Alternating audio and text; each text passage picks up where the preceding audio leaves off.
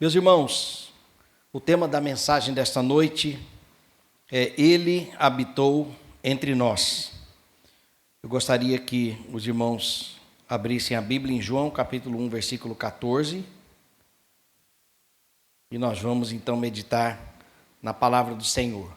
Estamos em véspera de Natal e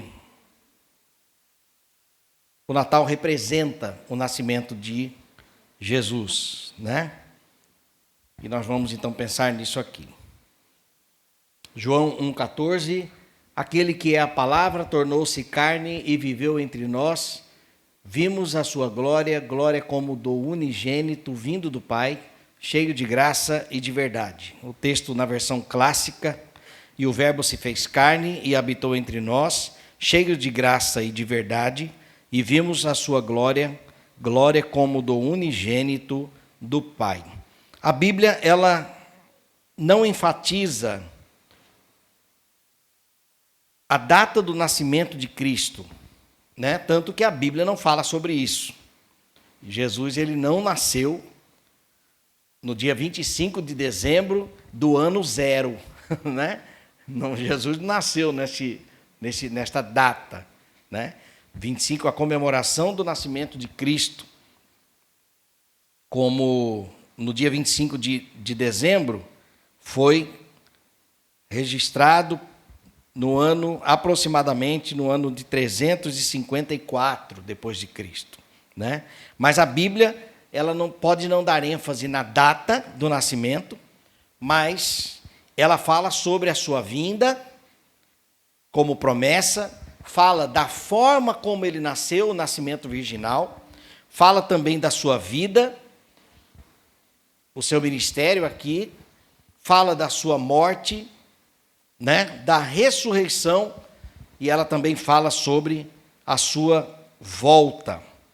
O propósito do Natal, vamos usar este termo, né, mas o Natal como a vinda do Messias, ou o verbo que se fez carne e habitou entre nós, isto é Natal, né, o nascimento de Jesus. O propósito dele, destaquei pelo menos 4 aqui. Primeiro, a redenção da humanidade. O clássico João 3,16 defende esta verdade. Deus, ele amou o mundo tanto que enviou Jesus para que todo aquele que crê nele não pereça, mas tenha vida eterna. O propósito, então, do Natal, né, a consequência, na verdade, é a cruz de Cristo, mas a partir do seu nascimento, é primeiramente a redenção da humanidade. Segundo, é para o cumprimento das profecias messiânicas. Mateus 5,17 diz, não penseis que vim destruir a lei ou os profetas. Aqui ele está falando da palavra de Deus registrada, né, o Antigo Testamento, as leis e os profetas, não vim destruir, mas cumprir.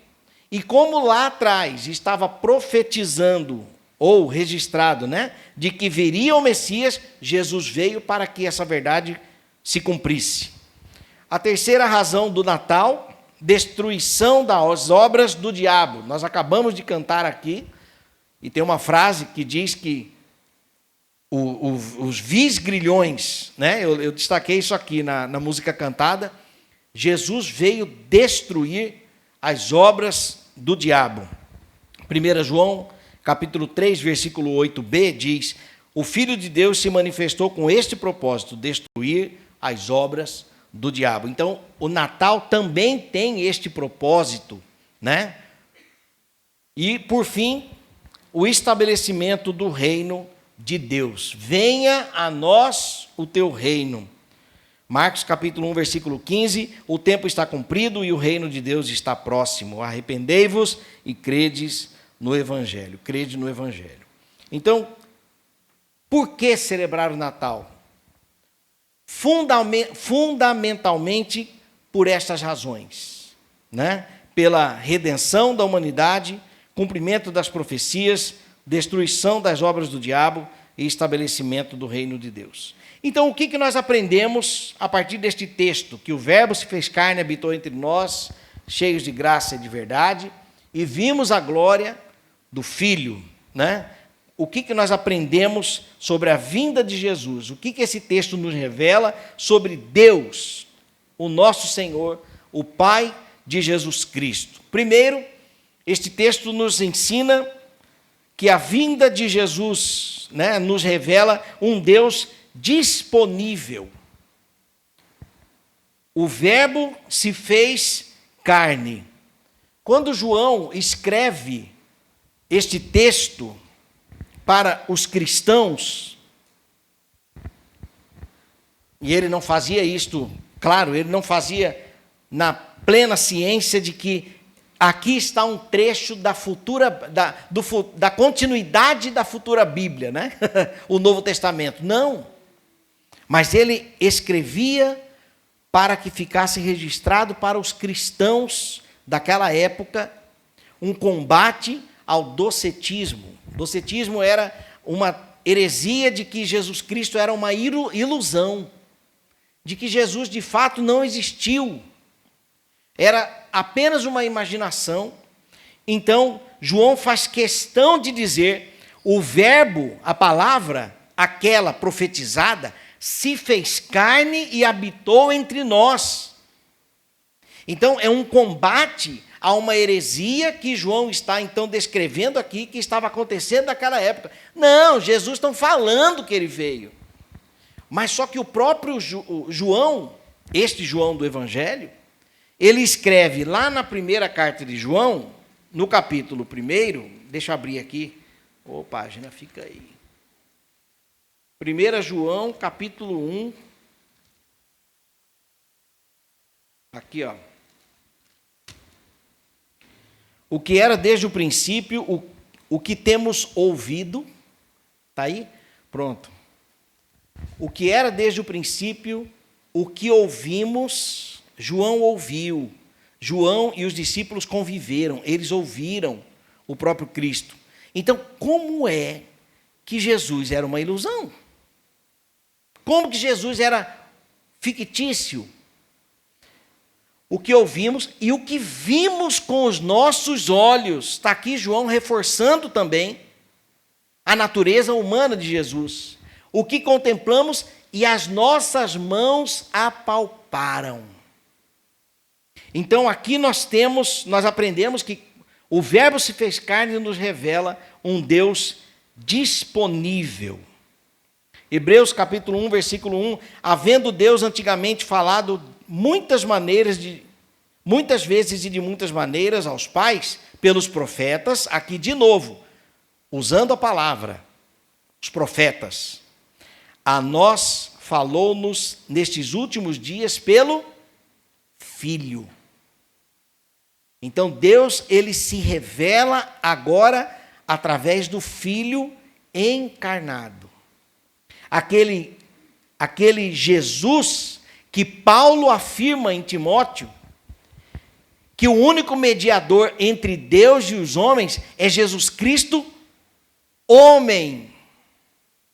O texto dá uma ênfase na humanidade de Jesus. E é essa verdade que faz com que Cristo seja, então, acessível. Nós não precisamos sair correndo, aonde está Deus, aonde está Deus. Foi o contrário. Ele que veio até nós. O Verbo se fez carne e habitou entre nós. Então, nós podemos afirmar que podemos procurá-lo na certeza de que o acharemos. Eu já disse isso uma vez, ou duas na mensagem, mas nas mensagens passadas, mas ao lado do Deus Todo-Poderoso existe um homem. Esse homem é de carne e osso. Ele foi arrebatado, assunto aos céus, com um corpo incorruptível, mas um corpo que comeu peixe com mel com João, como está com Pedro, João, como está registrado em João capítulo 21. Pedro, tu me amas? Então apacenta as minhas ovelhas. Naquela passagem, Jesus fez ali um churrasquinho de peixe com molho agridoce. E Jesus comeu o peixe. Então, ali não era um Cristo imaginário, um Cristo, né? Uma energia, não. Havia um corpo físico ali. É o corpo que Tomé falou assim, eu só acredito vendo que ele ressuscitou. E Jesus chega e fala assim, Tomé, pegue aqui. Aí Tomé, quando toca, ele diz, Senhor meu e Deus meu. Então, é esse Jesus que está ao lado do Pai, o Jesus Cristo, homem, e não um vulto, não. É a terceira, é a segunda pessoa da Trindade. Deus Pai, o homem, Deus Filho, ele está lá. E o Espírito Santo, ele envia, né? Então, Deus, ele está totalmente acessível por uma razão. Porque foi ele quem veio até nós. Porque nós jamais chegaríamos a ele. Porque como pode haver comunhão entre luz e trevas? Como pode haver comunhão entre o santo e o impuro? Não há comunhão. Mas o santo decidiu vir no meio dos impuros. A luz decidiu vir no meio das trevas. E ele não se contaminou. Ele não pecou. Por isso, então, ele é um Deus disponível. Ele teve essa disposição de vir até nós. O Natal também, ou seja, a vinda de Jesus nos revela um Deus acessível, disposto em vir até nós, o Verbo se fez carne. Agora, um Deus acessível. O Verbo se fez carne e habitou entre nós. Pronto, agora nós temos Deus conosco. Qual é o nome dado para este termo na Bíblia? Deus conosco. Emanuel.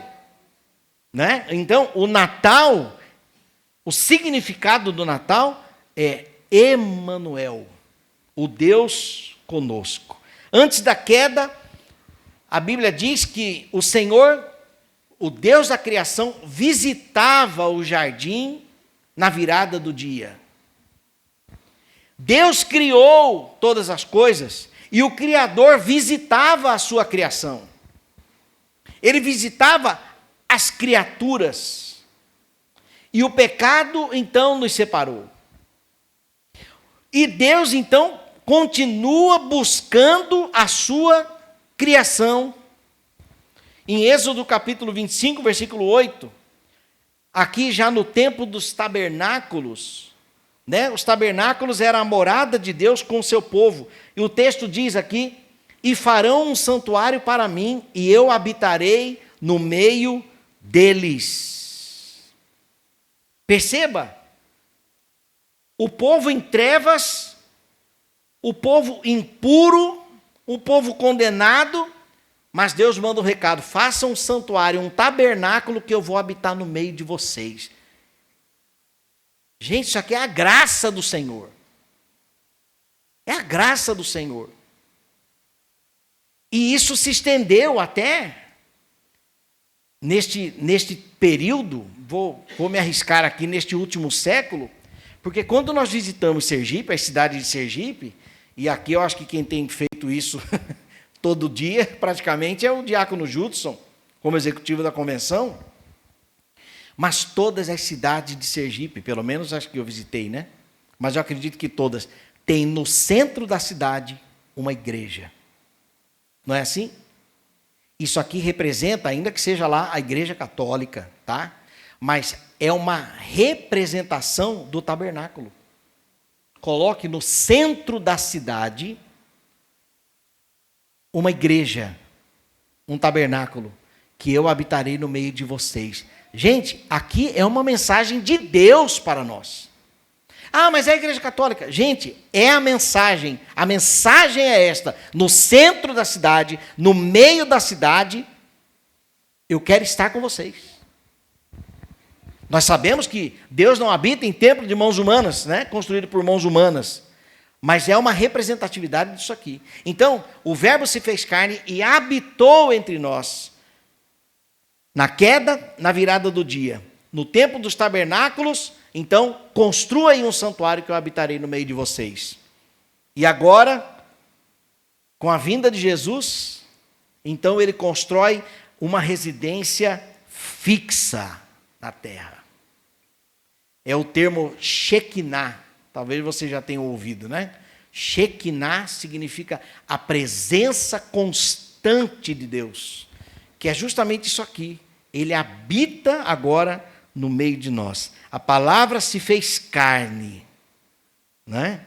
E habitou em nosso meio. Então nós aprendemos aqui que o Deus acessível, ele continua no meio do seu povo. Jesus veio, mas antes de ir embora, ele deu o recado.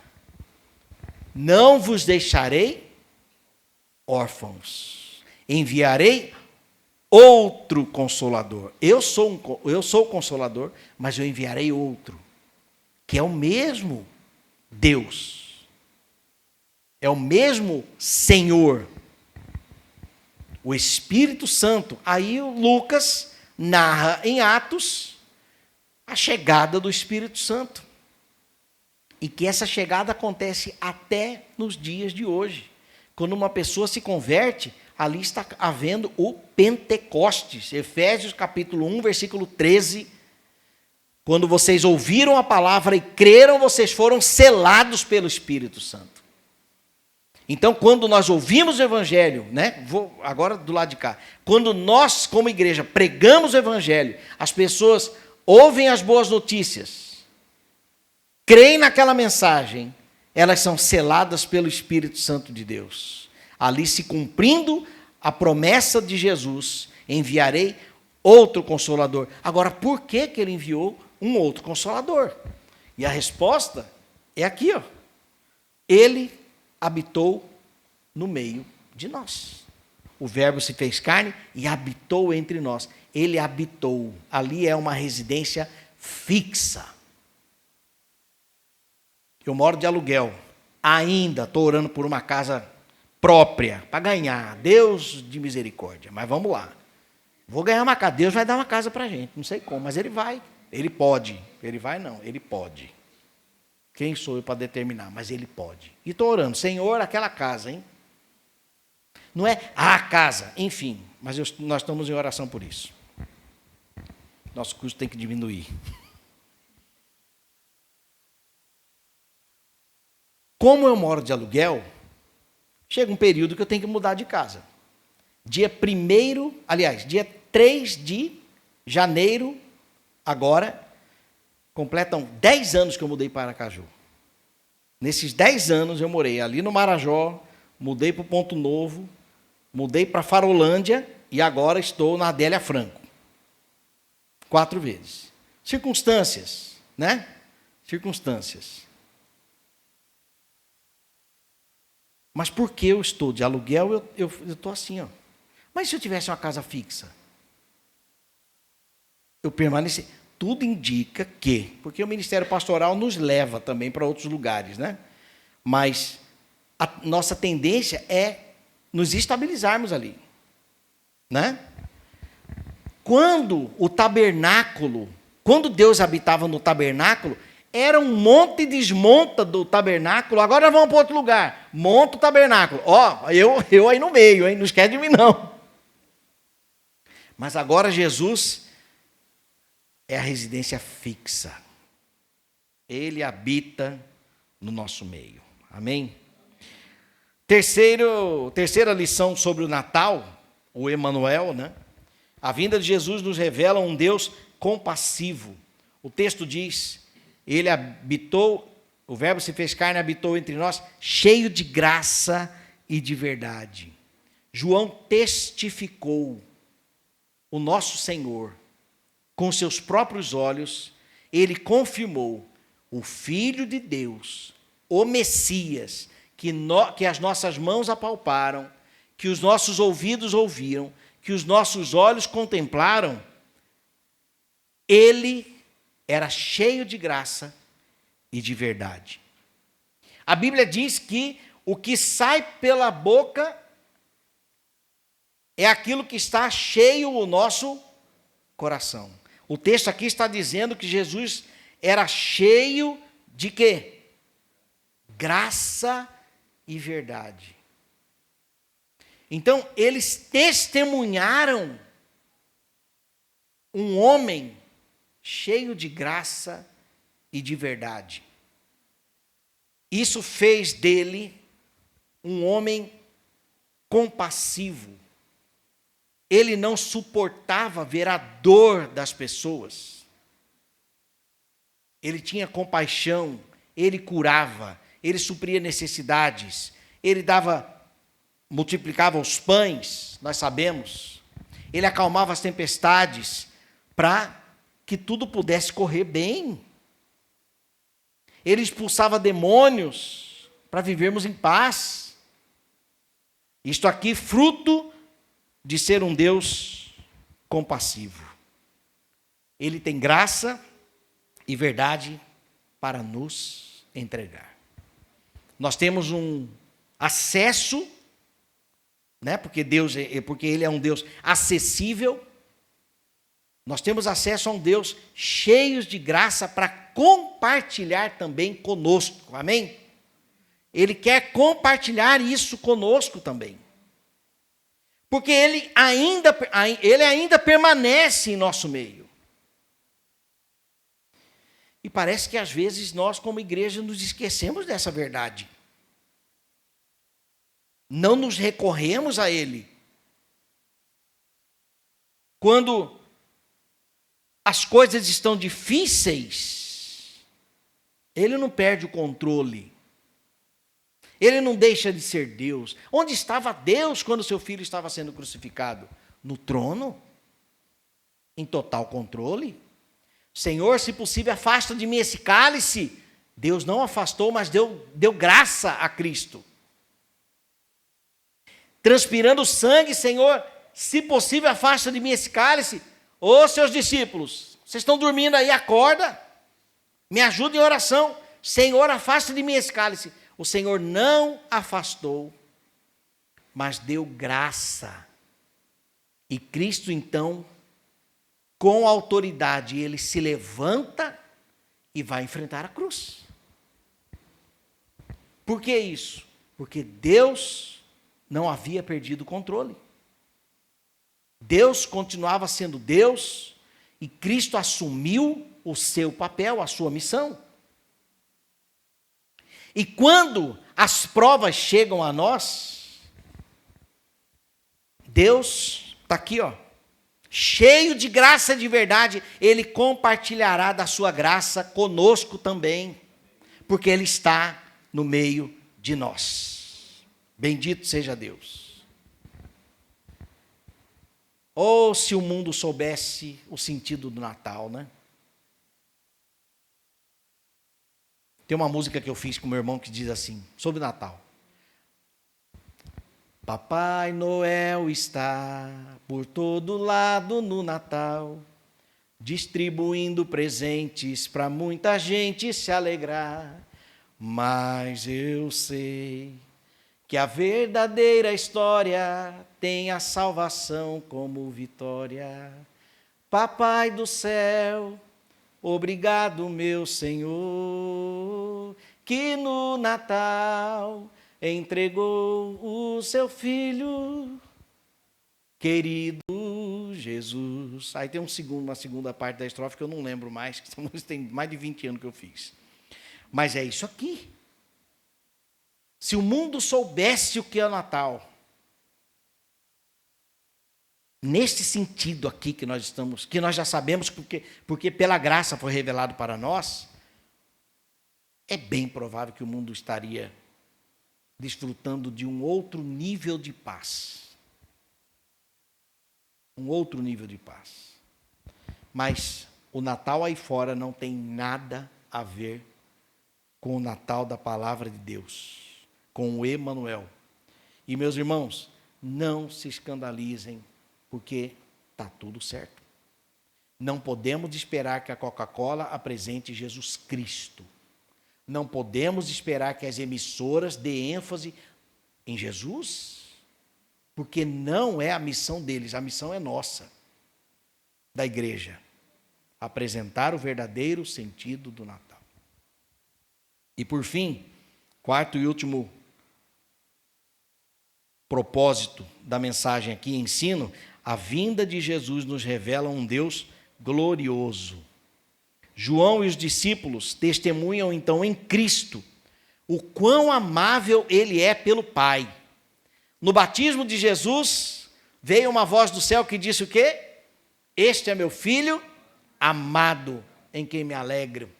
Né? Então, Jesus, Deus, ele se alegrava com aquele filho, porque ele era o filho amado, o filho único. Né? Pela sua obediência, em deixar o seu trono, deixar o seu poder, despir, né? Vamos dizer assim, da divindade, para vir à terra. O verbo se fez carne, e aqui ser moído, né? Ser moído. No Antigo Testamento também, o Isaque, filho de Abraão, ele é o filho amado de Abraão, não o único, nós sabemos disso, mas o cuidado que Abraão tem com Isaque é um termo no grego agapetos, que significa filho amado. Então, Isaque foi o filho amado, o filho esperado, o filho sonhado de Abraão. E Jesus também é o filho amado, que foi suprido pelo Pai, foi cuidado pelo Pai, foi amado pelo Pai, foi ouvido e atendido pelo Pai. E João, então, testifica isso e escreve: vimos a glória, vimos, olha aqui de novo, ó, João, ó, nós vimos a sua glória, glória como do unigênito do Pai. Porque eles viram assim, olha, quando ele ora, acontece. Por quê? Porque o Pai atende. Quando ele pede, o Pai entrega. Por quê? Porque Deus o amava. Filho amado. Por isso, então, a vinda de Jesus nos revela um Deus glorioso. Se o Filho testemunhou da glória de Deus, então ele estava ali refletindo o Deus da glória. Os discípulos compreenderam o amor de Deus manifestado em Cristo, e Jesus revelou que o amor do Pai é para nós também. Deus quer compartilhar da sua bondade para nós também. Amém? Assim como ele teve o cuidado, assim como Deus respondeu às orações de Cristo, assim como Deus deu graça para Cristo no tempo da adversidade, da cruz, Deus quer compartilhar conosco também da sua graça, não da sua glória, porque a glória não é dividida, né? Mas o Deus glorioso quer se expressar também em nós. E é Ele quem busca a gente, meus irmãos. Vamos ver o tanto que vocês vão me buscar. Deus não atua dessa forma, nessas condições, porque não há nada que nós possamos oferecer ao Senhor para sermos aceitos por Ele. Absolutamente nada. Mas a sua glória faz com que o seu amor seja então revelado para nós. Resumindo então, para concluirmos a mensagem, a vinda de Jesus nos revela um Deus disponível, um Deus acessível, habitou entre nós, um Deus compassivo, né, compaixão, cheio de graça e verdade, e um Deus glorioso. A conclusão que temos, João 1,14, para este Natal, é que nós temos um Deus que é alcançável, um Deus relacional, um Deus empático. Ele se colocou no nosso lugar ao ponto de vir aqui. Aliás, ele morreu no nosso lugar, né? E um Deus misericordioso. Bendito seja o nosso Senhor por isso. Deus alcançável, relacional, empático e misericordioso. Esse é o nosso Deus. Neste Natal, onde nós então temos a oportunidade de celebrar o nascimento de Jesus, ainda que não seja no dia 25 de dezembro, mas é uma oportunidade de lembrarmos da graça de Deus que enviou seu Filho para nos alcançar, para abrir os nossos olhos, para nos amar e nos abençoar. Vamos orar? Obrigado, Senhor, pela tua graça bendita. Obrigado pelo Natal, pelo Emanuel. Obrigado, Senhor, porque o Senhor insistiu nos tabernáculos para permanecer no meio do teu povo. E hoje nós temos Cristo como em uma residência fixa no nosso meio. Obrigado, Senhor, pelo teu Espírito que habita no nosso meio, cumprindo, ó Deus, a tua profecia. A tua palavra não volta vazia. E é por isso que nós podemos desfrutar da presença do teu Espírito em nosso meio. Bendito seja o teu nome eternamente. Ó Deus maravilhoso, Deus grandioso, Deus de amor, bondade e misericórdia. Exaltado seja o teu nome, Senhor. Nós não somos dignos. O Senhor poderia ter virado as costas para nós e isso seria um ato justo, porque tu és justo, ó Deus. Mas o Senhor preferiu voltar-se para nós e nos resgatar. Bendito seja o teu nome por isso. Somos gratos ao Senhor, sinceramente, ó Deus, gratos ao Senhor. O que poderemos oferecer a Ti, Senhor? O que poderemos oferecer a Ti? Faça em nós o Teu querer, em nome de Jesus. Amém.